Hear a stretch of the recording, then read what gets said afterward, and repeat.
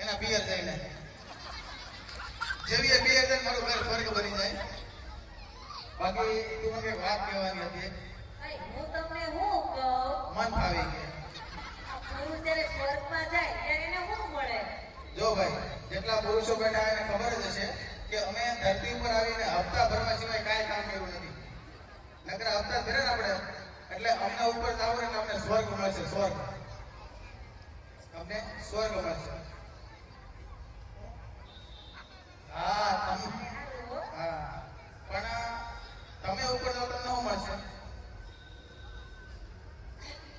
એની તબિયત ખરાબ છે જરા. અમને સ્વર્ગ જ મળશે. એવું છે? એવું નો અમને અપ્સરા મળે કે નહીં? એની ઉપર અપ્સરા, નીચે અપ્સરા. તો છે ને અમને શું મળશે?